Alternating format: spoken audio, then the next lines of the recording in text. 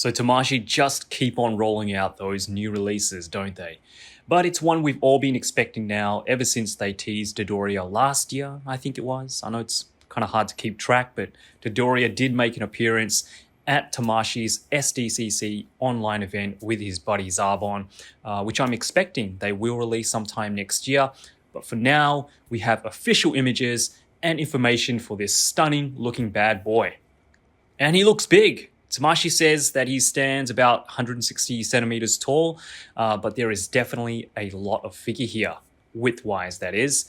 Again, other than the size of Dodoria, which you can expect from his design, as you can see him next to Vegeta here, is just how animated or anime-inspired those faces look. I've mentioned this in all my recent reviews and I've said it time and time again, but I'm really liking all the new head sculpts, well, most of them anyway, and what the sculptors are trying to do with this line, which is, in my opinion, give them a more anime, more expressive look than their previous figures in the line. Dodoria comes with 3 heads, and it does look like his left ear will be removable to allow a scouter to be attached, much like Bardock. For hands, it looks like we will get a couple of fists, some open palm hands, which will allow for a variety of poses, and an index finger pointing or scouter tapping hand. Of course, you get the replacement scouter itself, but Dodoria also comes with a glowing Namekian Dragon Ball, much like the recently announced Frieza 4th form, as Tamashii are calling him, which comes with the 5-star glowing Namekian Dragon Ball as well.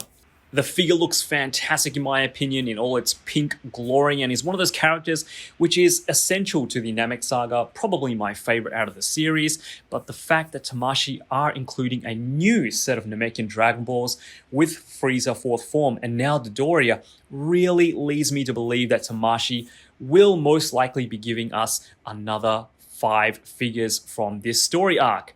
Again, Tamashii have already shown us a prototype of Zarbon, which I'm sure they will release sometime in 2022.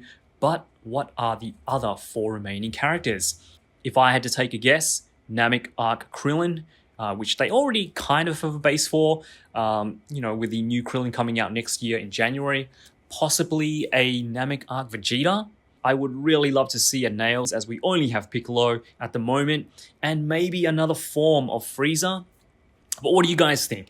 Who would you choose for the 4 remaining slots? I think Krillin is a high possibility, but 2 Krillins in 1 year? I don't know, guys. I'd really love Tamashii to complete all Frieza forms.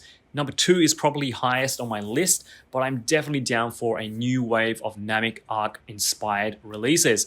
Possibly a Porunga sometime down the track. Who knows? They've done, Great 8 Vegeta, so it's definitely a possibility. Anyway, Dodoria is scheduled for a February release in 2022 in conjunction with the release of Frieza 4th form, and that's in Japan, so March in the States, and will retail for 7,700 yen or $70 US.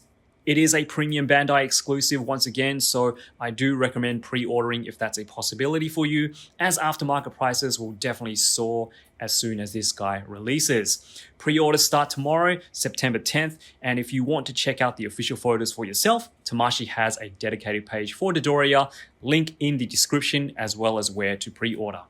And that's it, just a quick little news video. I'm definitely pumped for this release, but even more excited for what Tamashii has in store for us with the remaining 4 slots. If they, of course, intend on completing another set of Namekian Dragon Balls, that is, but I'm sure they will. I mean, they have to, right? They can't just leave us standing with, just 2 Namekian Dragon Balls. They have to, give us the full 7.